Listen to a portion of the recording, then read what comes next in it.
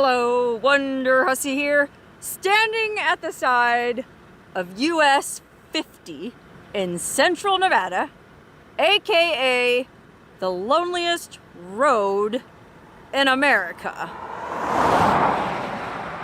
Only it's not too lonely right now because there's an annular eclipse happening tomorrow morning, and everyone and their Aunt Sally is driving east on the loneliest road to the Utah border, including me. That's right, I want to go check out this annular eclipse. Okay, it's not a full eclipse like the one back in, when was that, 2017, 2018, where the sun was totally blotted out. This is just an annular eclipse where I guess the moon will go in front of the sun and block it almost completely out, leaving just a ring of fire. I went down, down, down, and the flames went higher. Yes, sir, a ring of fire. This I gotta see, so I'm driving all the way to the little town of Baker, Nevada to check it out for myself. Okay, apologies for the fact that my windshield is so dirty. I'm planning to clean it off when I get gas. There just aren't that many gas stations on the loneliest road. In fact, that's why they call it the loneliest road in America. It was given that name in, I think, 1984, 1985 by Life magazine. Okay, Life magazine did a whole spread, and I actually have a copy of it, about this vast and lonely highway that goes through some very, and I do mean very, desolate territory. Now, US 50 actually goes across, I think, the whole country from California all the way to, I think, Maryland. But the portion in Nevada, specifically the portion from Fallon, Nevada to the Utah border, was dubbed the loneliest road in America because it is exceptionally desolate. There aren't very many gas stations, which is why I haven't been able to clean my windshield. And yes, that is an avocado ripening on my dashboard. I think I'm gonna have to cook my own food because where I'm going, well, it's not like there's a bunch of cafes. Actually, I guess there are a few places to eat in the town of Baker, Nevada, which if you've ever been there, or if you happen to watch my series of videos in which I traveled the loneliest road back in summer 2020, well, you know that Baker, Nevada isn't very big and there's not that much going on there. And if the amount of traffic I've seen on this highway is any indication, and you might go, well, gee, Wonderhussy, you call this traffic? I mean, one, two, couple more cars ahead? Well, yeah, I do call this traffic because when I drove this highway back in summer 2020, gosh, I hardly saw any other cars at all. So if all these people, or at least the ones headed in my direction, are going to Baker, well, there's no way I'm gonna be able to get a meal at one of the cafes. So I'm cooking my own dinner, and that's why I'm ripening that avocado. Anyway, unfortunately, the skies are pretty overcast today, which isn't very good for viewing an annular eclipse. You know, you wanna be able to see the sun so you can see the ring of fire. According to the weather report, it's supposed to be partly cloudy tomorrow. The eclipse is supposed to be at, I think, 8 a.m. Pacific time, 9 a.m. Mountain time. I'm not exactly sure because where I'm going is right on the time zone boundary. Oh yeah, I guess I should mention the reason I'm driving so far to check out this eclipse. Yeah, if I stayed at home, I would have been able to see it okay. I think where I live is supposed to be like an 80% eclipse. Well, I want to be in the path of totality. Okay, that's what they call it when you're right underneath the exact path that I guess the sun is traveling and the moon is traveling at the same time, and so you'll get the maximum effect, the maximum blockage, as it were. And so I looked on a map and saw the places where this path of totality was, and Baker, Nevada kind of stood out. And also somebody told me they were having an eclipse festival there. So I thought it would be a good place to go see for myself what this ring of fire is all about.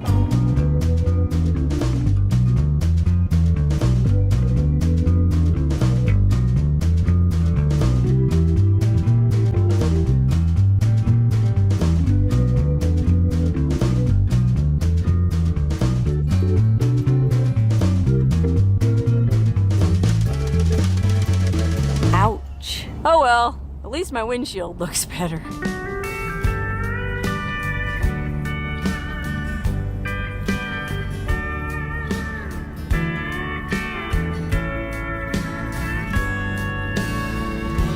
Coming into Ely. I think they're having a big eclipse festival here, and I thought about staying in Ely, but I'm camping and it's really cold here at night. And besides, I kind of like the idea of going all the way to Baker. There's this weird motel right on the state line of Nevada, Utah. It's kind of outside the town of Baker, called the Border Inn.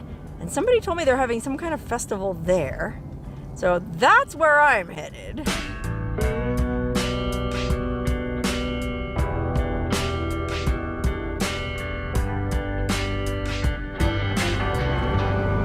Oh, see what I mean about this being absolutely desolate country?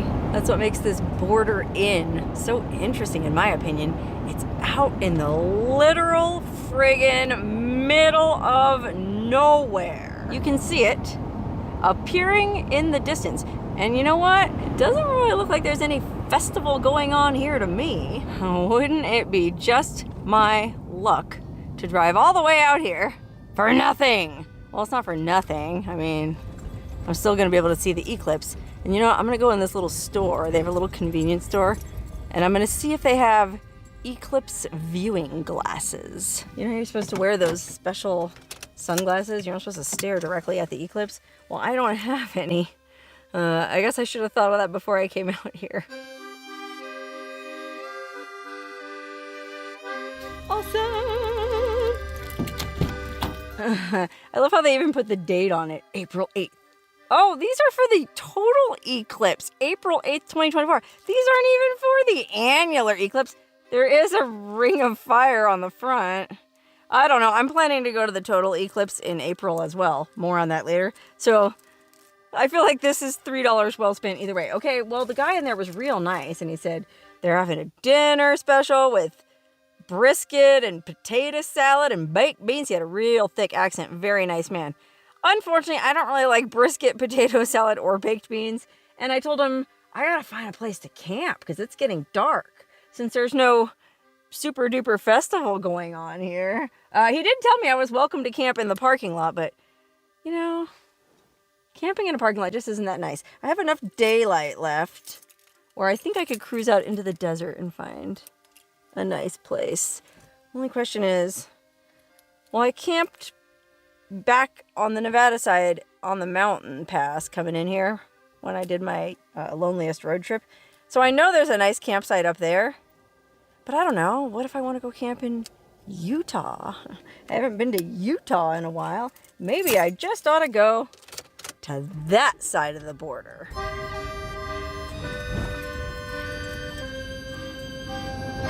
Wow, Utah looks a lot like Nevada. Okay, I gotta stop fooling around. It's already, well, I'm in mountain time now, but I'm just gonna stay on Pacific time. It's 5:43. I figure I have about maybe 45 minutes of daylight left. Man, there's somebody following me. I just took some random dirt road off the highway because I was gonna try to find a nice, peaceful place to camp and be alone. And this other SUV was on my nuts on the highway the whole time and took the same turn as me. So I don't know what the deal is. I mean, I took the first Forest Service road in Utah, so maybe they're doing the same thing I'm doing. But it's still somewhat unsettling. I want to be alone. So I'll keep going for a while, try to find a place to pull over and let them pass me. I guess that's one of the hazards of being a solo female traveler. You know, you never know. I don't like other people camping. I like to be out of eyeshot of anyone. In fact, last night where I camped, I could see the city lights in the distance, and even that kind of weirded me out. You know, the closer you are to a city, the closer you are to trouble. And people ask me all the time, oh, Wonderhussy, don't you worry about camping all alone in the middle of nowhere? Well, that's where I feel safest. When there's no one else around. All right, I pulled over at this turn here. And I was gonna wait for this person who was following me. God, apparently it's like Grand Central Station out here. Anyway, I was gonna wait for this person who was following me to just pass. But come to find out, when I pulled over, they go, "Hey, Wonderhussy!" And it turned out to be somebody who follows me. And what's your name, sir? Bob from Indiana. So you follow me literally and figuratively. I emailed you. I was going out west, and I pulled up at the Utah sign. Yep. Right by right at the state line, right in Baker. And I saw you going out, and I'm like waving, Sarah. So I thought I'd follow you. Then she goes off the road, which she does, and I have a CRV not meant for that. Oh my gosh! So what happened? Well, you kicked the rock up and cracked my windshield. Well, it's got a chip. Well, your insurance will fix that, but that's what happens when you stalk Wonderhussy, Bob. Zero chance of I'm me just being kidding. a stalker. I'm kidding. I'm like a huge fan of yours. No, you're wonderful. I watch all your videos. I know he's emailed me before. It's all good. But listen. I sent you the Diana the Dunes book. You got to come to the Indiana Dunes National Park. She ran cool. naked on the beach. Diana of the Dunes and the Indiana Dunes. I am definitely gonna make it to Indiana one of these days. Oh my God, I'm so just nervous. not tonight. All right, listen. I'm gonna wrap this up. Okay. I'll catch up with everybody in a minute. My favorite place on earth, right here. And how come I happen to be wearing the Death Valley shirt when I meet Sarah? What are the odds? What are the odds? Bye! Now, before you make any nasty remarks in the comments, Bob really was a cool guy, and I did recognize his name. He sent me gas money in the past, so it was the least I could do to stop and chat with him for a minute, especially considering the insane odds of him running into me out here in the literal middle of nowhere. I hadn't said anything publicly about where I was going to watch the eclipse, so he had no way of knowing I'd be here. But imagine, he had driven all the way out from friggin' northern Indiana and was just tooling around the west, checking out a bunch of places where I shot videos, and then he randomly happens to see me at a convenience store in freaking Baker? It must have totally blown his mind. So I can't really blame him for chasing me down. All right, I think I found a campsite that meets my needs, and not a moment too soon because it is getting dark. I just kind of drove up that 2-track all the way almost up into the mountains, but I didn't really want to go too high because it's cold enough as it is down here. No one is gonna mess with me here. There ain't another living soul around. This is exactly the way I like to camp. I was telling you guys, I don't like to be able to see, well, I can see lights on US 50 in the distance. All these little lights you see, those are cars. And then I can even see the lights from the little border inn there in the distance. I could be sitting in there right now eating brisket and baked beans, but here I am. I'm just gonna get my bed ready because I need to get to sleep at a reasonable hour if I'm going to be up in time to catch this eclipse.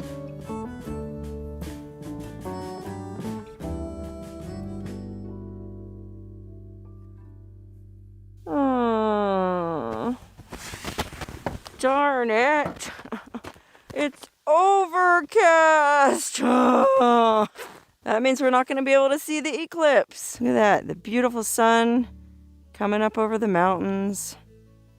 But the sky, well, I was going to say it's covered in a low blanket of clouds, but it's really not. It's clear-ish over there. Ooh, and it's chilly. Anyway, I think this eclipse is supposed to start in about an hour. So we have 1 hour for all these clouds to blow away. But clouds or no clouds, it's an absolutely beautiful morning overlooking this mind-bogglingly desolate desert valley where I camped last night with the light on the mountains over there. Absolutely beautiful. Those cool stripy patterns with the morning sun and the shadows. Ugh, I'm not up this time of day very often, but when I am, I love it.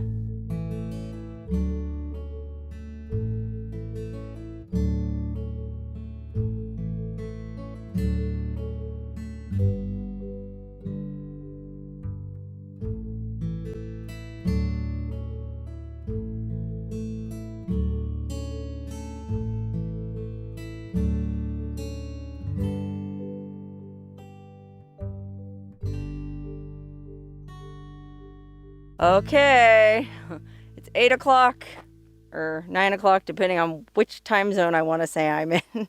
I should note, Mountain time is right where I'm camped. Pacific time is right over there at the border end. So it's, 6 of one, half a dozen of the other. Anyway, it's time for the friggin' eclipse. And fortunately, the skies have cleared up almost completely. There's just a little bit of haze or, well, chemtrails if you're into that kind of thing. But you can see the sun. Got my coffee, got my eclipse glasses. Let's see what this ring of fire is all about. I can't imagine these were $3 cardboard glasses. Oh, wow. Holy moly, wow, this is cool. Wow, so I can see the moon. Oh, I don't know, can you guys even see me? Oh, sorry, I can't see my camera when I'm wearing these. I can see the moon coming down over the sun at the very top. It looks like it's gonna blot it out, or well, at least partially blot it out.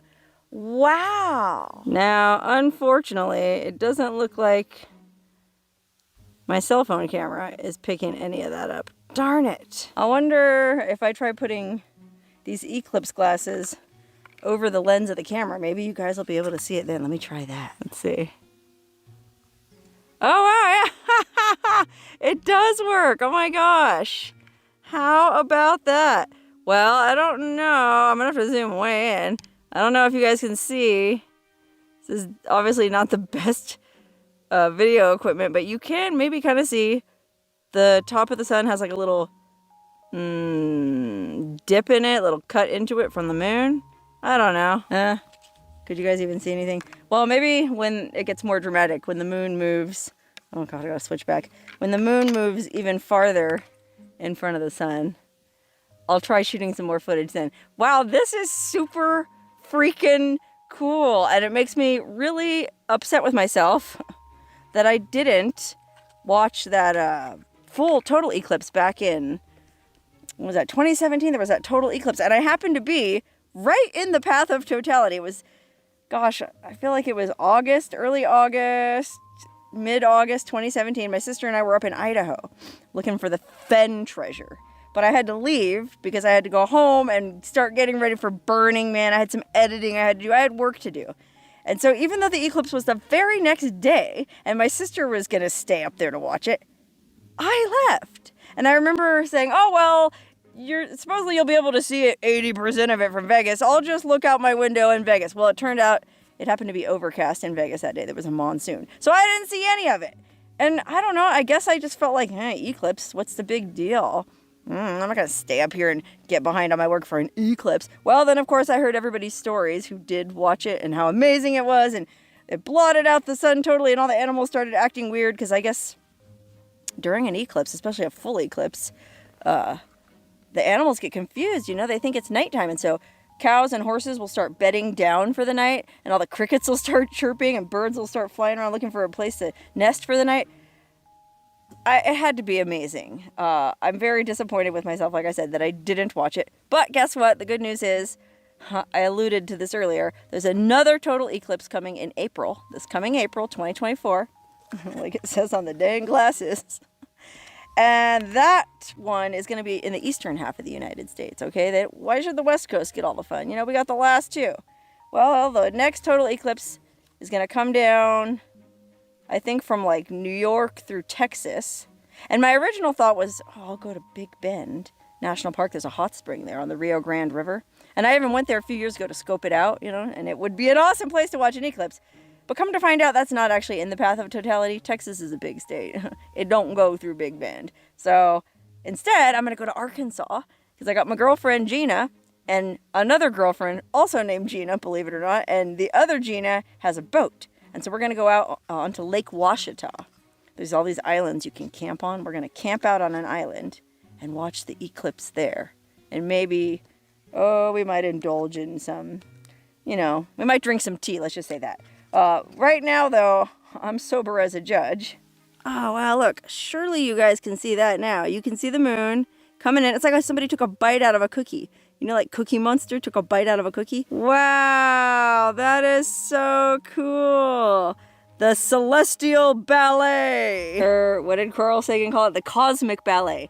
The ballet of the cosmos. All those planets moving around, flying around, doing their thing, while we down here on Earth are mired in our own petty miseries. Golly, I feel like I gotta get a better pair of Eclipse glasses before I go to Arkansas, because these don't stay on very well. Holy cow, this is amazing. I'm gonna toast the moon and toast the sun, and if you're watching this and you're, I don't know what time of day it is, if you're drinking a cocktail or drinking a cup of coffee, toast the cosmic ballet with me, because it is beautiful.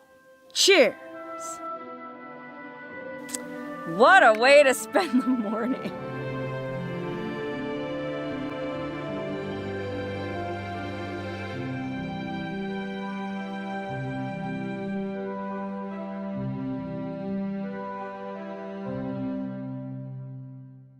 Man, some more clouds moved in, and so unfortunately, they are kind of blocking the sun a little bit, and they made it get kind of chilly.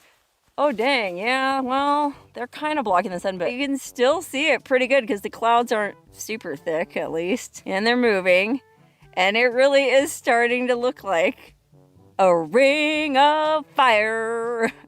I went down, down, down, and the clouds came in and ruined it. Gosh, I'm probably frying my camera sensor doing this, but I just want you guys to be able to see how friggin' cool this is. The sun almost looks like a crescent moon, or like a smiley face. The sky is smiling at me. Wow, we're getting there. It's almost at the Ring of Fire stage. And you know what I just realized? The reason I got chilly and had to put my jacket back on wasn't because there's clouds in front of the sun. It's because the freaking moon is blocking out the sun. I mean, look at this. I don't know if you can tell how the light has changed all across the desert here. It's definitely noticeably dimmer. It kind of has this weird, like, moonlight feel. I can still see my shadow, so apparently there's still plenty of sun. But yeah, I don't know. The quality of the light has definitely changed. It's weird though, because in the camera it still looks like there's a ton of sun left. But I'm here to tell you, man, looking through these glasses, it is like a neon orange circle in the sky. It's pretty cool. Oh man, I wonder why it looks like that on the camera. You can see the moon right in the middle of the sun, but when I look at it, there's hardly any sun. It's all moon.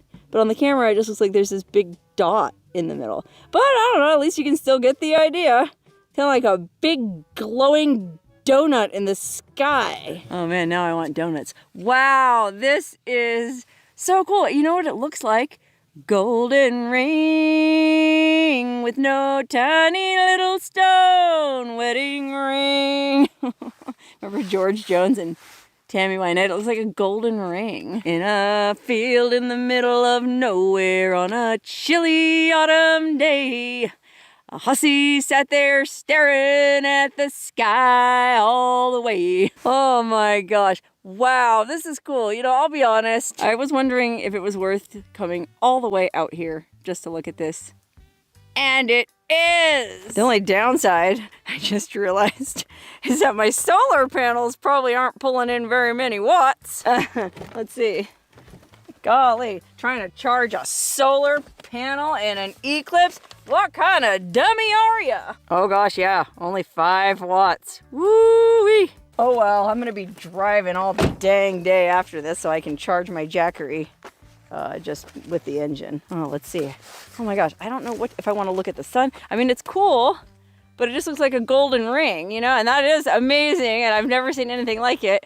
But it's kind of cool just looking around at the landscape, and gosh, it's frustrating because it doesn't seem like it's coming out on camera. Just like the weird filtered quality of the light right now. It's really, in a way, kind of unsettling, and it makes me understand how, like, you know, ancient peoples who didn't understand what was going on with the moon and the sun, you know, it would have really made them freak out when something like this happened. Man, I bet there's all kind of hippies freaking out right now. In fact, I heard there's a big party up on the Black Rock Desert where the Burning Man Festival is. There's a big eclipse party going on up there. But they're all rolling around in the muck. Well, it's dry now, but they're rolling around in the dust, freaking out about this eclipse. Ooh, man, it did get real chilly, though. My hands are freezing. Zip up my jacket, man. Oh, gosh. This reminds me of, like, have you ever heard of the worst year in human history? I think it was like 582 or something. There was a volcanic eruption somewhere. Some huge volcano in Indonesia or someplace blasted so much ash into the atmosphere that it pretty much blocked out the sun. I mean, not totally, but blocked out a lot of the sun for, gosh, I want to say the entire year. And so global temperatures fell by a couple degrees, and crops failed, and there was famine and war and pestilence, and the after effects of it lasted for like a decade or a whole generation, you know? So whatever you say about your life right now, you know, you might be having some problems, you might be falling behind on bills, you might be addicted to, you know, oxycodone, whatever. At least you didn't live your entire life back then during the worst year and the worst generation in human history. And as for me, I consider myself very lucky to be standing here in this gorgeous field, staring at the sun all dang morning long. Okay, well, unfortunately, you guys really can't see, but the moon is starting to move down away from the sun and let the warm rays of the sun shine on us again. Here comes the sun. Doo doo doo doo. Actually, you know what else I noticed that I thought was kind of interesting is, well, it's totally silent here, which, you know, obviously I'm in this desolate valley. It's been pretty dang quiet all night and the whole time I've been here. But I don't know if you remember last night when I got here, there was all these lights of cars passing back and forth on US 50.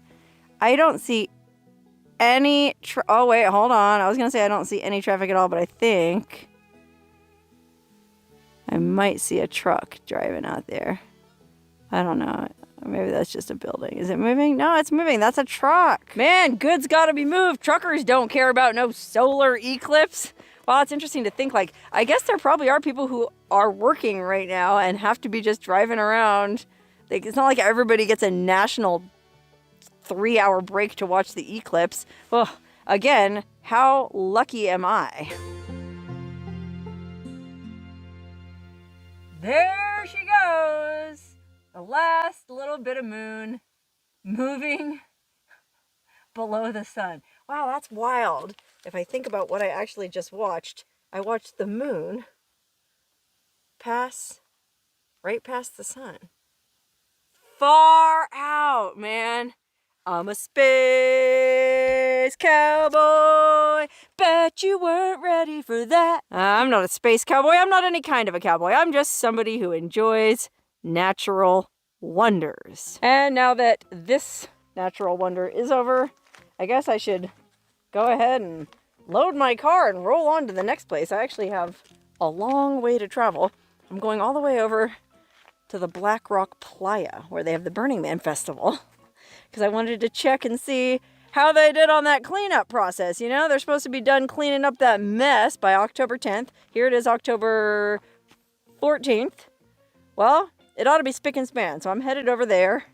Gosh, it's already so much warmer. I took off my coat.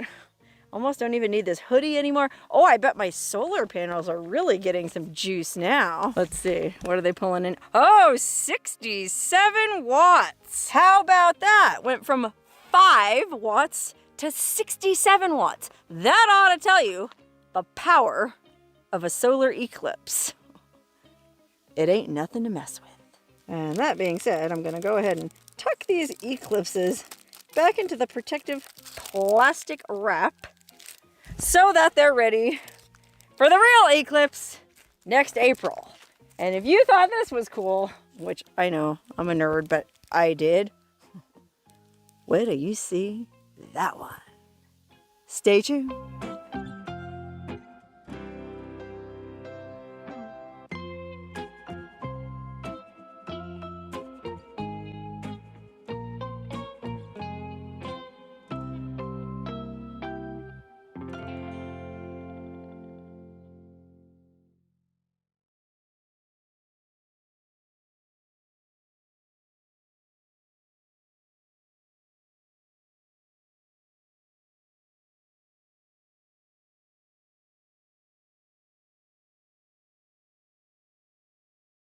Hello, Wonderhussy here, about to head out into the middle of nowhere to check out some ghost towns and hot springs to share with everyone on my YouTube channel.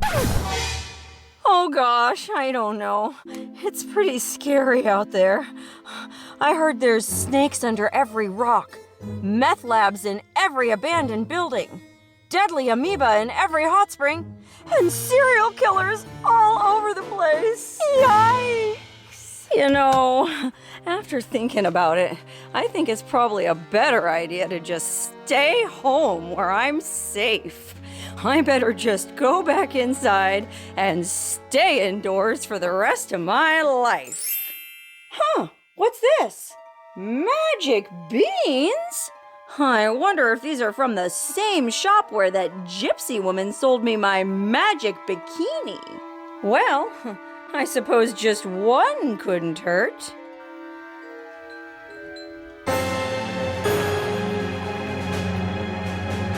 Wow!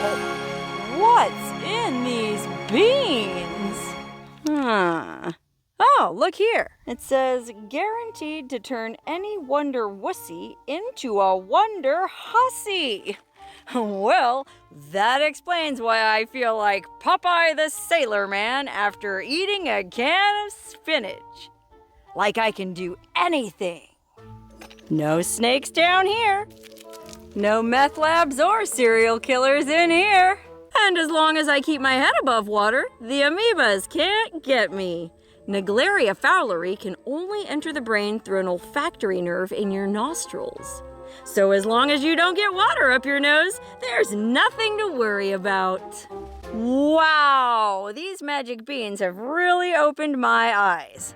I was starting to believe everything I saw on the news, but now I know the news only shows us what they want to. By showing us terrible stories that keep us in a perpetual state of fear, they make a lot of money selling security systems and weapons. And the government is in on it too, because when we're afraid, we're easier to control. Not today, Satan. Don't be a Wonderhussy. Try my magic beans for yourself.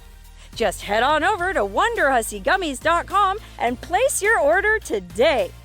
Because they're made with hemp-derived Delta-9 THC, they're technically federally legal and can be shipped almost anywhere. And what's more, they're 100% organic, 100% vegan, and 100% made in the USA. Nice try, government. Nobody puts Wonderhussy in the corner.